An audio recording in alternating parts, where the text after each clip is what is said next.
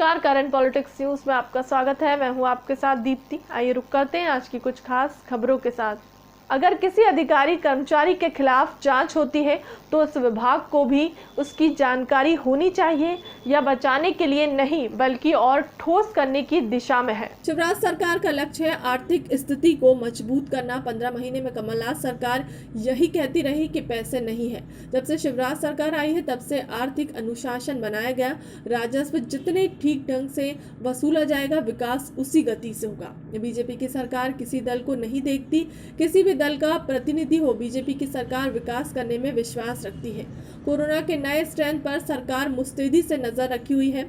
जो मामले आए हैं उनके सैंपल जांच के लिए भेज दिए गए हैं। स्ट्रेंथ का मामला हो या फिर पुराना कोरोना, सभी चुनौतियों के लिए सरकार तैयार है। हमने तो हर जांच एजेंसी को मजबूत किया है, क्योंकि शिवराज सिंह चौहान जी की सरकार का एक ही मंतव्य है कि भ्रष्टाचार के मामले में हम जीरो टॉलरेंस पर काम करते हैं। स्वस्थ प्रशासन, स्वच्छ व्यवस्था, यही हमारी सरकार का मूल मंत्र है।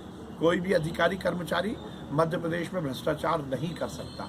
ये कांग्रेस के समय हुआ। 15 महीने में कांग्रेस ने रिकॉर्ड तोड़े और इस देश के इतिहास में पहली बार किसी मुख्यमंत्री निवास से जुड़े हुए लोगों के यहाँ आयकर के छापे पड़े थे, कमलनाथ जी के एडवाइजर्स के यहाँ। पहला कानून किसानों को तोड़ेगा, दूसरे कानून में कुछ उम्मीद की किरण दिखाई देगी, परंतु कुछ समय पश्चात वह किसानों को फंसा देगा, जो कि कॉन्ट्रैक्ट फार्मिंग का कानून है। तीसरा कानून जिसमें संशोधन करके सरकार ने बनाया है, यह कानून केवल किसानों के लिए नहीं बल्कि देश के हर उपभोक्ता के लिए खतरनाक है। इन कृषि बिल से देश के किसानों की जमीन कॉर्पोरेट के लोगों के हाथ आ जाएगी। वो जो फसल जमीन में से निकालेंगे उसका अपने मनचाहे भाव पर भंडारण करने के बाद बहुत ही महंगे भाव पर सभी देश के लोगों को मुहैया करवाएंगे। किसान आंदोलन में जन सहयोग से इतना राशन आ चुका है कि हमें किराए पर गोदाम लेना पड़ रहा है। बाहरी देशों के समर्थनों का हमने धन्यवाद किया है, लेकिन किसी बाहरी देश का दखल हमें बर्दाश्त नहीं है, क्योंकि सबसे पहले हम राष्ट्रवादी हैं। दिल्ली के पास पलवल की सड़क मध्य प्रदेश के नाम की सड़क है, जहां हमारे सभी साथी बैठे हैं।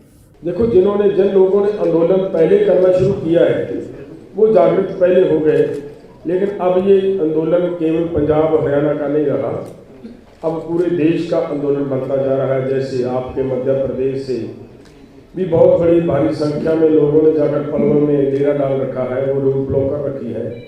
ग्वालियर 31 दिसंबर स्वाभिमान से ऊंचा मस्तक और देशभक्ति के जज्बे के साथ जब सेना के जाबाजों ने स्वर्णिम विजय मशाल थामी तो सभी रोमांचित हो गए। यह मुरार स्थित सैन्य छावनी में थल सेना के 36 तोपखाना ब्रिगेड के कमांडर ब्रिगेडियर नितिन भाटिया ने झंडी दिखाकर विक्ट्री फ्लैग मार्च को रवाना किया। भारत द्वारा पाकिस्तान पर फतह के 50वें वर्ष को राष्ट्रीय स्तर पर स्वर्णिम विजय वर्ष के रूप में मनाया जा रहा है।